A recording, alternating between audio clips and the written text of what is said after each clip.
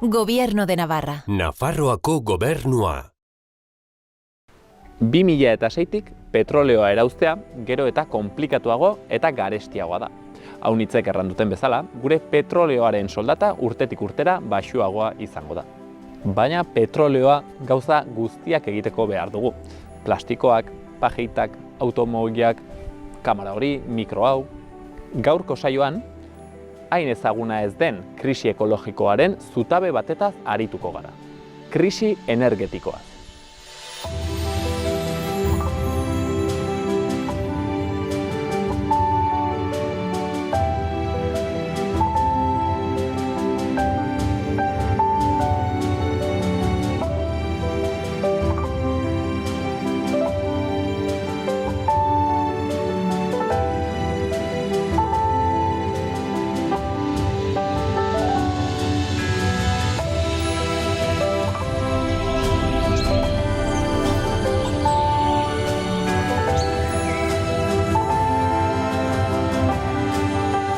Saioarekin hasi aitzinetik, omenalditxo bat Nafarroako paisaiari.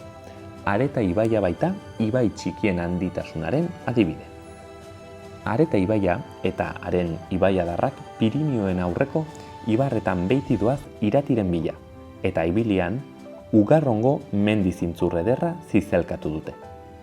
Altzadien eta ihien itzalpean, lasai ederrean dabiltza loinak, mazkar arantzadunak, bisoiak eta ur zozoak, ur garbiko ibilgu txikietan. Airean, burruntzi urdinek egan egiten duten bitartea.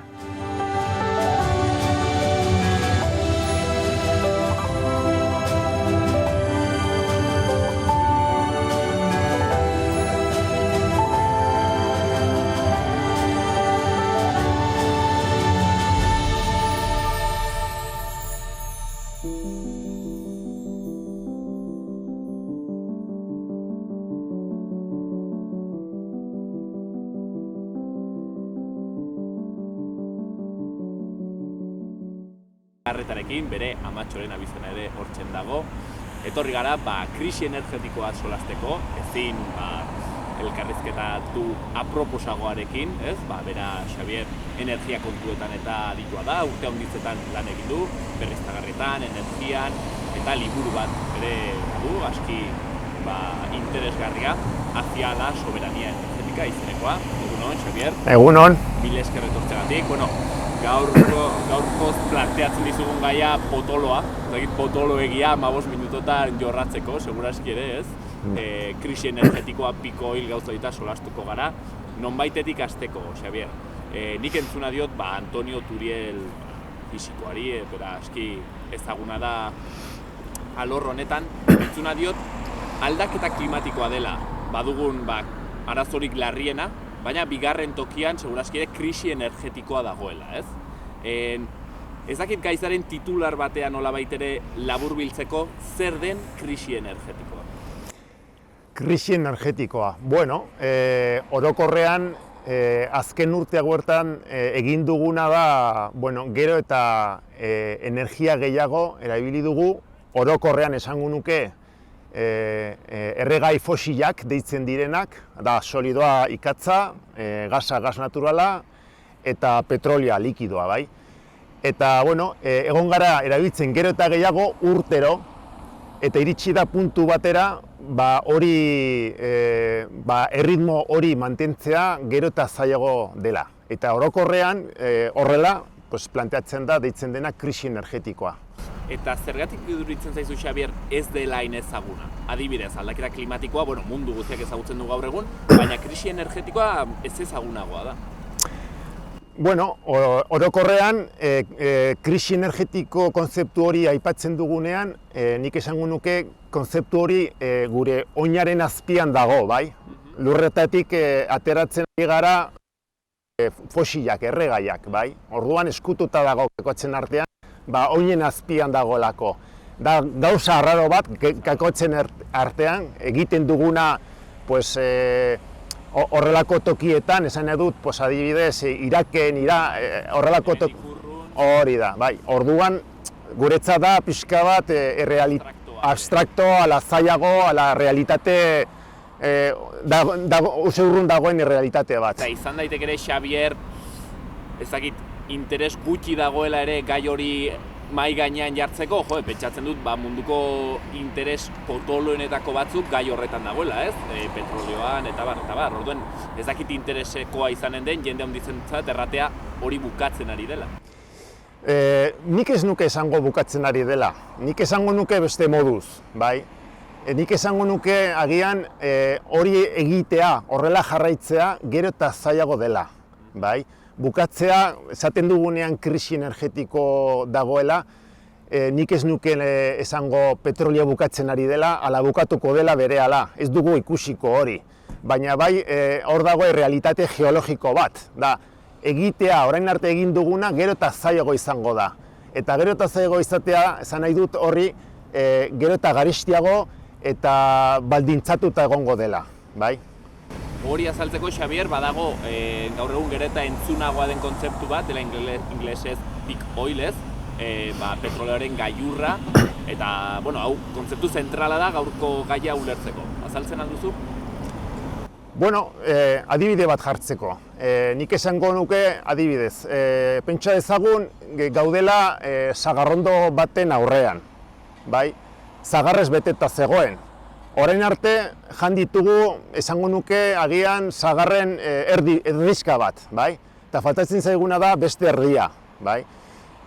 Faltatzen zaizkigun zagarrak bukatzeko sagarrondoa da pilo bat, eta ez dugu bukatuko. Baina, karo, daude altuago eta sagarrak dira txikiago. Orduan, egitea hori gero eta zailago izango da eta ikusiko dugu, ala sentituko dugu, ala sufritzen ari gara ja, esango nuke. Claro, hori da, hain zuzen ere, erraten zenuena kontuetako bat, ez? Gehiegi ez dakigun jendeak erraten dugu gehienez ere, petrolioa bukatuko da, baina kontua ez da petrolioa bukatuko dela, baizik eta gero eta komplikatuagoa dela ateratzea, ez? Gero eta garestiagoa. Adibidez, bertze metafora bat entzun dudana da, Turielek erabiltzen duena da, gure soldata energetikoa, nolabait ere urtetik urtera, jeisten joango dela, ez? Bai, ez gara konturatzen, no? Baina pentsatu behar dugu ekonomiari buruz hitz egiten ari garenean, ekonomia da, gure inguruetan ikusten dugun mugimendu guztiak, no? Materiala, gure kontsumo pertsonala, industriak, garraioa, mugikortasuna, dena, absolutamente dena, atzean, azpian, itzalean dauka kontsumo energetikoa handiago bat. Orduan, ikusten dugun dena hornela izateko, behar dugu kontsumo energetiko potente bat atzean, no? Menpekotasun energetikoa atzean dago. Ez dugu ikusten, baina honekin esan nahi dut, energiaren munduan krisi handi bat baldin badago, pentsatu behar dugu ekonomian ikusten dugunan sentituko dugula krisi energetiko hori. Hori orokorrean da ulertu behar duguna. Agian ez gara konturatuko energiaren arloan zerbait gertatu dela, baina agian konturatu gara ekonomian sufrimendu gutxiago hori da. Entzuna dut, bertze metafora bat erabiltzen dena da odolarena, ez? Pixket energia dela gure jendartea mugiarazten duen odola, ekonomia mugiarazten duen odola, ez? Baina gainera, hor jartzen dena arreta da, zuk errantzuna, sagar honetan, hau da, petroleo merkean. Zergatik da hain garrantzitsua petroleo merkea? Erregaien artean petrolioa da garrantzitsuena. Petrolioa ez da bakarrik energia, petrolioa erabiltzen da bereziki, esango nuke, mugikortasuna izateko. Pentsatu behar dugu, jendarte honetan, erabili dugun energiaren erdi bat iaia mugikortasuna izateko dela. Eta mugikortasun honek erabiltzen du bereziki petrolioa.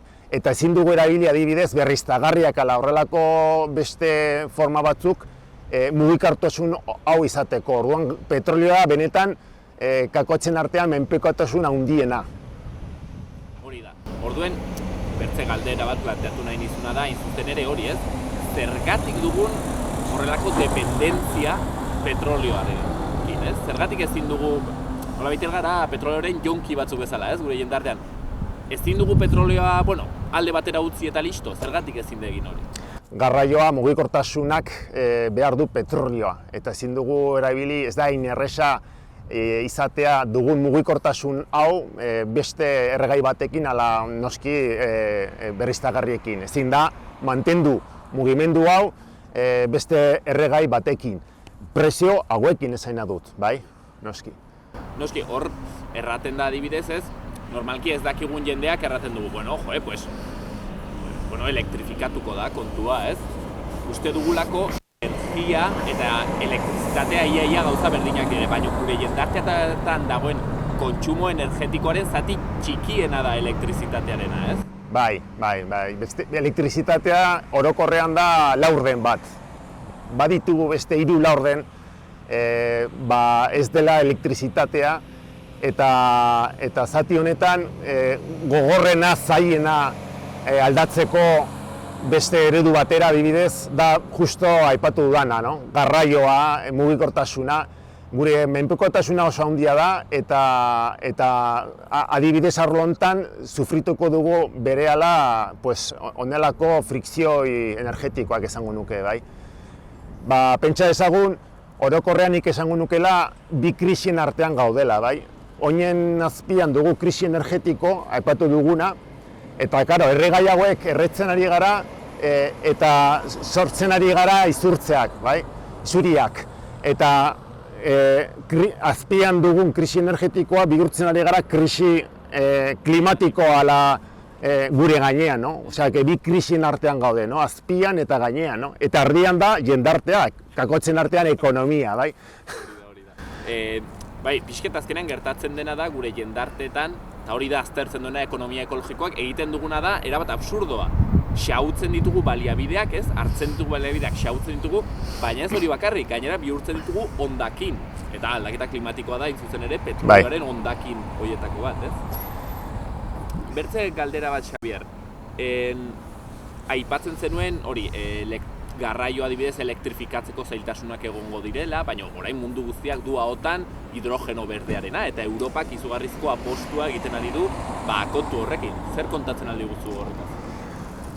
Pixka bat errepikatuko nuke gauza bera, esan edut, entzun ditugu berri asko egunkarietan honelako asmakizun berriekin eta horrelako gauzekin, no? Hidrogeno, elektrifikazioa, gas naturala, erabiltzeko, bai, denetatik, bai. Entzungo ditugu asmakizun pilo bat, baina orokorrean ulertu behar duguna sakonean da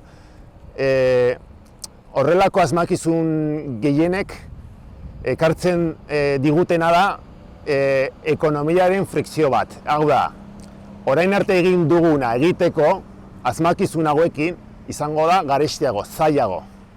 Eta hori da benetan sentituko duguna ekonomian, bai? Osea, asmatu aldugu nahi duguna, baina orokorrean, inkluso berriztagarriekin, no? Orokorrean ulertu behar dugu ez dela izango hain erresa egitea orain arte egin duguna, bai? Osea, agian interesgarria da ingenieritzaren aldetik, baina ulertu behar dugu jendartean hori bihurtuko dela zailtasun batean. Hain zuzen ere, Xabier, zailtasun hori ikusi zen 2007ko krisian, ez? Normalki, ekonomilari gehienek azaldu dute 2007ko krisia, krisi finantziero bat bezala, ez? Hor, bankuak eta espekulazioan ibili zirela eta hori krisia sartu zela. Baina, ekonomia ekologikoko adituek eta energian adituek zaretenek erraten duzue, hor 2006an ere gertatu zela bertze zerbait lagundu zuena krisi hori gauzatzera, ez? Bai, urte hortan, justo garai hortan petrolioaren prezioa irukoiztu zen urte batean. Osea, pentsatu behar dugu adibidez Nafarroan, erabiltzen ari garen dirua ordaintzeko energia da 1000 eta piko milioi euro urtero, bai? Orduan, bikoizten baldin bada energiaren prezioa ze gertatzen da. Agian ez gara konturatzen, baina karo, Nafarroako ekonomia, bizitza, mugikortasuna sufritzen du horrelako igoera bat, bai? Eta adibidez, Xabier, hain zuzen ere ekonomia ari garela, gaur etorri gara landabenera. Zer, nola harremanduko zenuke krisi energetikoaren auzia, hemen landabenen egiten den jarduerarekin? Ezkenik ekonomia ikusten dudanean, ala ezagutzen dugun ekonomia, behar ditu bi baldintza. Bat, aipatu dudan lurraren azpian dagoena, hau da, erregai merke eta errez izateak, mugitzen da hori ekonomian, eta gero oso bigarren baldintza bat behar du. Da, gainean izatea atmosfera doain bat kakoatzen artean botatzeko sortzen dena. Hau da, lurra azpian behar du zerbait oso merke, eta buruaren gainean behar du zerbait oso merke.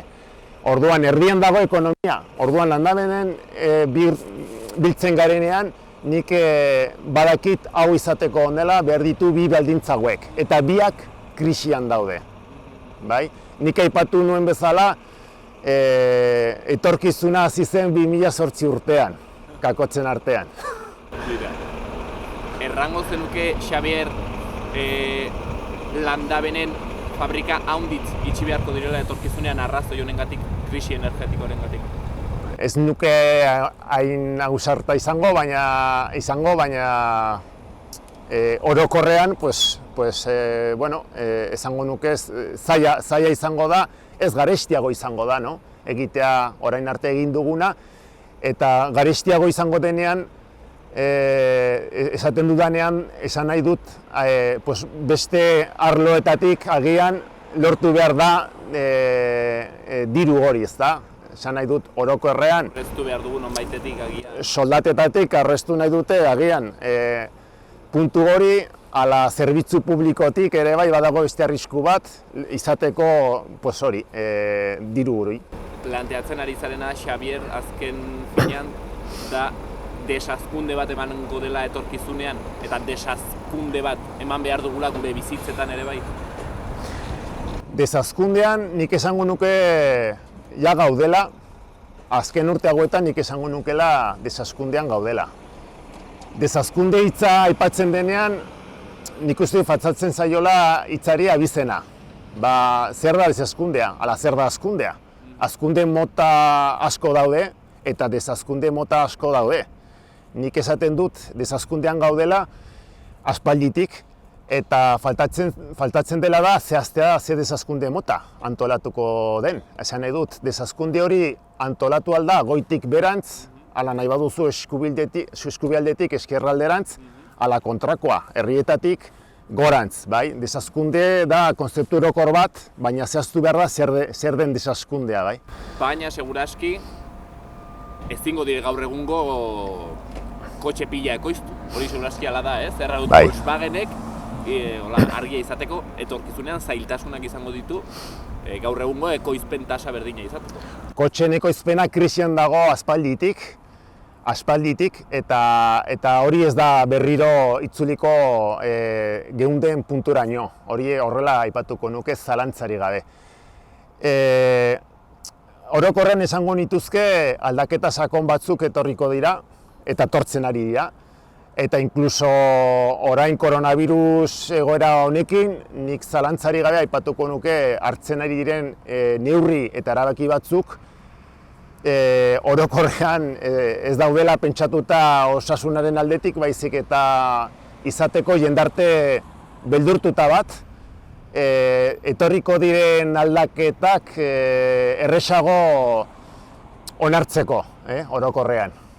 Bueno, Xabier, eta bukatzen joateko, baduzuzuk liburu bat, Hacia la soberanía energética, energia soberaniaruntz. Zein dire bertan egiten dituzun planteamendu nagusiak? Zer da planteatzen duzuna alternatiba gisa edo lortzeko gure soberania? Alternatiba, abia puntu bezala beti garrantzitsuena da argibidea izatea, ulertzea gertatzen ari dena, eta hori da nik uste dut garrantzitsuena, bai. Azkenean gai oso konplexua da, gure bizitza jendartea oso konplexua da, hori da arazo bat, eta abia puntu bezala ulertzea gertatzen ari dena, ulertzea datozten aldaketak eta pres izatea etorkizunera beste puntu bat izateko, nik uste horrekin konforme garatuko nintzatera.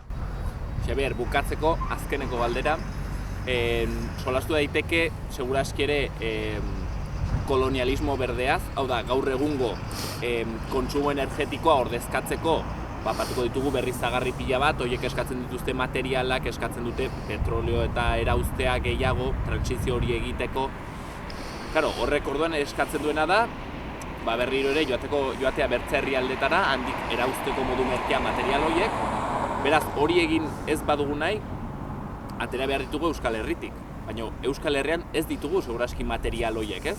Orduan, zer egiten dugu? Zer gertatzen da? Inpas horretan.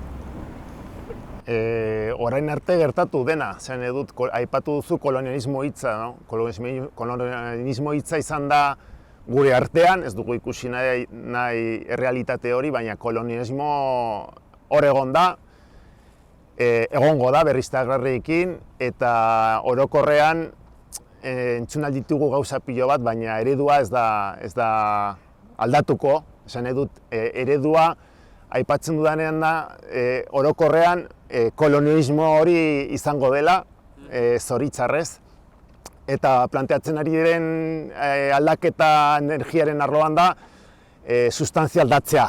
Bai, aipatu zuen lehen odola, petrolioa, eta orain aipatzen ari dira berriztagarriak, no? Aldatzen ari gara sustantzia, baina ez eredua. Bai?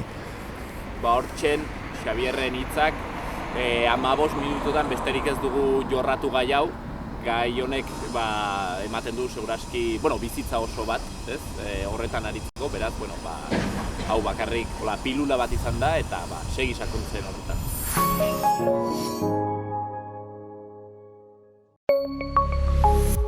Gobierno de Navarra. Nafarroako gobernua.